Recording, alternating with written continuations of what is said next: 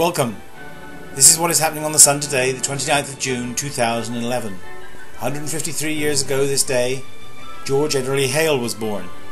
He is probably the most famous American solar physicist.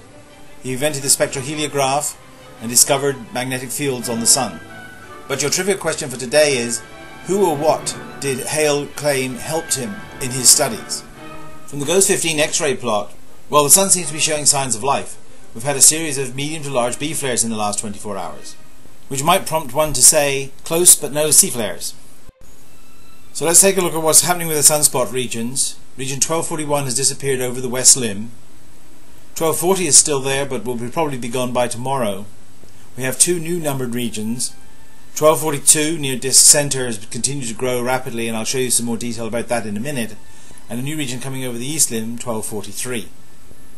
You can clearly see the development of region 1242 in the Sunspot movie from the Solar Dynamics Observatory.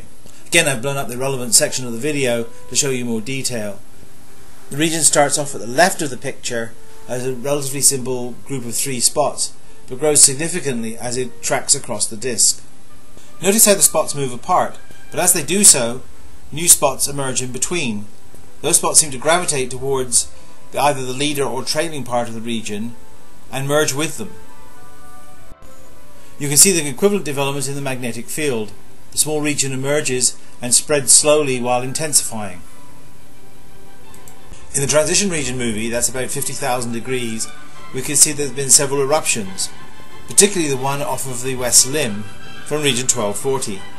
Again, I've blown up that part of the movie to show you the eruption more clearly.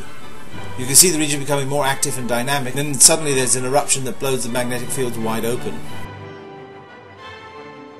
From the Corona movie, you can see how extensive the loop structure is above region 1241, even though it's behind the west limb.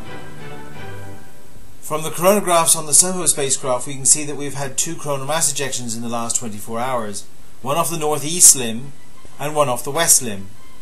The coronal mass ejection off of the west limb was probably associated with the eruption from region 1240. That means that it would be heading straight for the Stereo A spacecraft, which is orbiting approximately 90 degrees ahead of the Earth. So we should be able to see a large halo coronal mass ejection from Stereo A. And indeed we do. From the ACE spacecraft we can tell that the temperature, velocity and density of the solar wind has fallen in the last 24 hours. The state of the solar wind implies that we should have relatively low activity in the auroral zones. And when we go to the NOAA 15 data, we see that is indeed the case. The KP index is also relatively quiet, varying between only 0 and 2.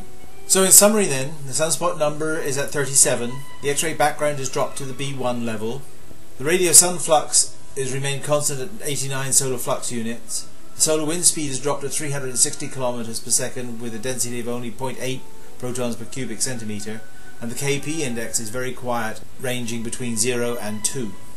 So I'm going to keep my 24-hour forecast as it was yesterday, with a chance of C flares, but a very low probability of M or X flares. The sunspot number will remain low, CMEs remain possible, but the chances of a major geomagnetic storm in the next 24 hours is very low indeed. The composite coronal picture from the Solar Dynamics Observatory and the 2 stereo spacecraft show us that behind the east limb there is nothing coming up for the next 4 or 5 days. So again, we're going to have to rely on the growth in existing regions or the appearance of new regions if we expect to see any new activity. If you want to find out more about what's going on in the Sun today, follow some of the links in the description box below.